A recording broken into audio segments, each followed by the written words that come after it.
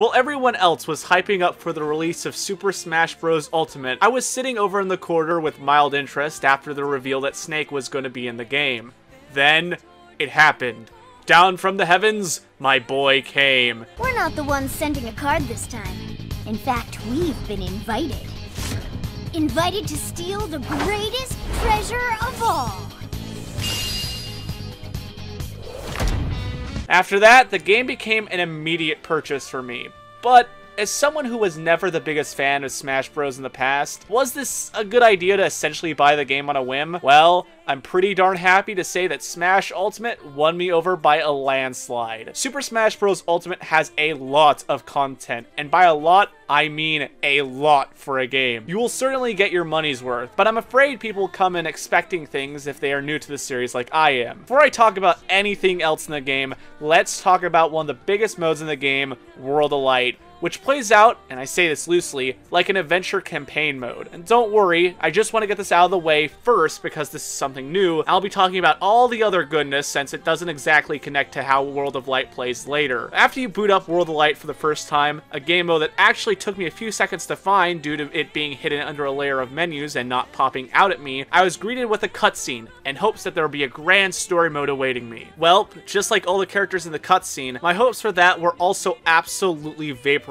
as when I loaded into the map, it was quite apparent that the story was not going to play in at all here. While I was writing this review, I found out that Sakurai stated that there wouldn't be some grand story mode included in the game, as he wanted to focus more on the fun aspect. But as I didn't follow the news surrounding the game, and I was met with some awesome opening cutscenes, you can excuse me for thinking the contrary. The little story we get is that something called Gallium and its Legion of Floating Hands tear apart the world in a Shin Megami Tensei style plot to create a new world. In the process, all our heroes are killed off, and their bodies are locked away and drained of their essence to make hollow copies of themselves that will do Gallium's bidding. The other souls that weren't lucky enough to become full-fledged fighters become spirits, which are essentially glorified trading cards that will assist you in battle. After this setup, you are thrown into the mismatch of a world as Kirby, the only surviving character who sets off on a quest to save all his friends from their mental prison and defeat the evil forces of Gallium and the Floating Hands. World of Light is a mix of the base game, along with RPG elements, board game-like exploration, and an interesting take on card games and rock, paper, scissors. You go around the map fighting various characters like you usually would, but this time there are modifiers known as spirits to each team in battle. Now, when I first started up the game, I actually went into the classic mode to try and unlock some characters, not realizing that World of Light and the standard game modes each have their own roster to unlock, essentially making you unlock the entire roster twice. But since I did decide to play classic mode first, each time I beat a classic mode route, I unlock spirits. Now, outside of World of Light, in the Spirit menu, there's a thing called the Spirit board. What this is essentially World of Light light, as you go through tough, select special battles to unlock better spirits than you would find normally on the World of Light board. Now, these spirits on the board are there only for a limited time, and if you lose them, you'll have to wait quite a while for them to come back. As unlike in World of Light, if you lose them, they will disappear for a while and you'll have to wait. As unlike in World of Light, you don't get the chance to immediately rematch them. I'm really happy that the game constantly throws unlockables and special stuff your way for playing the game. You'll always get a reward for playing through fights and the like, and this made it all very addicting to play. Characters, spirits, and items all littered the victory screen, and it was quite the treat each time I got to see which goodies I got. How the spirits themselves work is they have a strength and weakness system. Basically, you have 3 different spirit types that are either better or worse than the other, with a neutral card not being better or worse than any other. Your spirit team can start you off with weapons, or life, items, or certain perks like speed or jump. You can unlock snacks for the spirits and can feed them to level them up. When you level up, your overall team score goes up as well, and if you have the right cards at the right level, you will become an absolute god. You can also unlock character skill points most of the time you win a battle, and you can use these on a skill tree that gives your personal fighter certain perks and advantages. What I'm trying to say about all of this is that there is a lot you are able to play around with stat-wise, and you can fine-tune your character and team how you want them to be. Now, unlocking characters in World of Light was a bit too slow for me personally, since fighters were spread out across the map,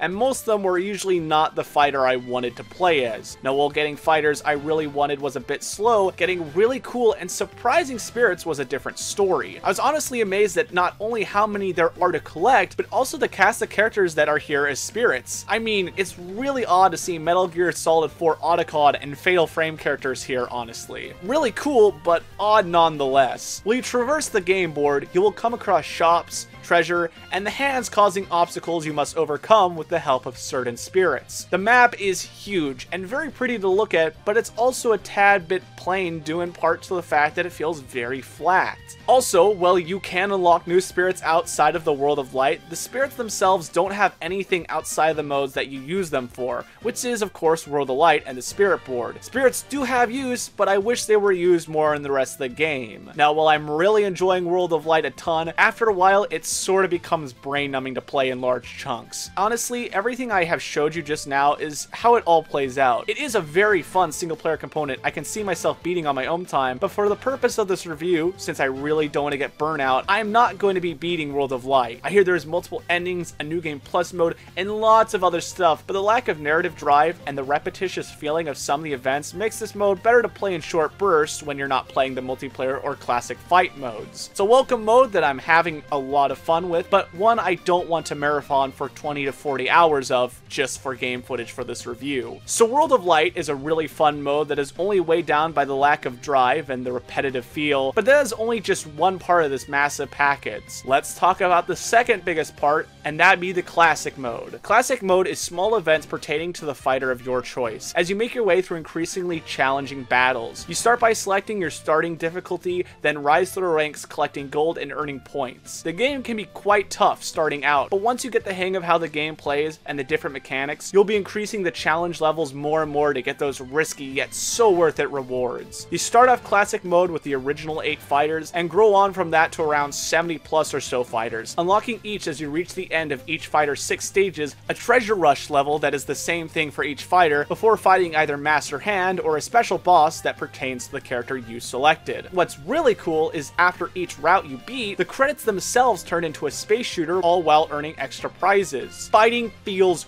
great. Landing a hit and sending your enemy flying off across the screen just felt amazing, and each blow was fast, fluid, and had a surprising weight to it. The weapons and power-ups you can get add a lot to each fight, and there is nothing quite like being on the last little bit of life than getting a lucky hit and KOing your enemy before they do the same to you. Each character feels different enough, and almost all of them are really fun to play, with the only real character type I didn't enjoy playing as were the likes of Kirby and Jigglypuff. The variety of combat and certain methods was incredibly cool to experiment with to see what fits best with you and what you enjoyed using to play around with. You can even explore more styles with the Create a Fighter Me mode. It was also really cool that some characters had alternate costumes, or in the case of the Inkling and Villager, completely different skins that weren't just recolors of themselves. I was always excited to see which new character I'd unlock after each battle. I was incredibly thankful that if you missed one due to dying, you were always able to re-challenge them later on just in case. One of my only real problems with classic mode is that each character's route basically is just the same thing, and like I said earlier, the treasure run maps are the exact same layout every single time. Sure, this is great for learning and getting your speed up, but just like in World of Light, I really wanted it to change up more than it did. The final big mode outside of all of the side modes you can play around with is, of course, the main Smash event, where you and your friends can use all the characters you unlocked in Classic to test out your skills against each other. You can play this both on the same console and online, both of which I have yet to test out sadly, but I can imagine it would be a lot of fun to go against a human opponent and not an AI one. In Smash mode, you can select whatever level you want, play around with the settings, and all that good stuff to make your tournament the best it can be in your eyes. Also, before I talk about the sound and look and all that jazz, I want to talk quickly about the trophies, or the lack thereof. Everyone I know is complaining that they weren't in the game, but for all their complaints, they failed to realize that now during loading screens, trivia and facts about characters will be displayed, but not only that, I personally think with just how many spirits there are and how varied they are, we have more content that trophies could have given us, and I like the collectability and use of the spirits in their sticker form more, but that's just me. The game controls really freaking well, but it did take me getting used to the fact that your punches and attacks are all direction dependent. So if I threw a punch and was pointing the stick in a certain direction, it would go that way and not the immediate way I wanted it to. Timing is important, but once you got that down, you'll be in the gold and taking out people left and right. The soundtrack to the game was bliss with just how many different and varied original game soundtracks were here, along with the original score. The opening theme with vocals is super catchy, and I find myself humming it even while not playing the game. The remixes of classic tracks were also a nice addition to mix things up. Fighters' groans and shouts were the only real voices in the game outside of the short-lived but pleasant sounding voice acting in the World of Light intro cinematic. We'll each need to take down about 10. Stow your fear. It's now or never. We'll win this. I know we will. And of course Xander Moebius as the announcer. Game. Continue. Otherwise, each character made a few noises here and there for each action they did, and not much else. Thankfully, they weren't ever annoying. I just feel like we could have had more banter or whatever between the characters and the like. The game looks spectacular and easily is one of the nicest looking Nintendo games I've ever played. The colors are vibrant, and outside of a few times where there were a billion characters on screen, I could tell exactly what was going on. The visuals are sharp, nice to look at, and extremely varied. The amount of detail on each character is really something else, and Nintendo knocked it out of the park with the in-game visuals, but oh boy, the cinematic visuals are on a whole nother level. Certain things in the World of Light opening cutscene were up there with some of modern gaming's most impressive visuals. The game is an absolute treat to look at, and there just is no other way to say it. With that, I think Smash Ultimate has made me a new fan of the series for sure. I think anyone looking to get into the series like me should really consider checking the game out. It's very accessible to new players and offers a ton to do and play around with.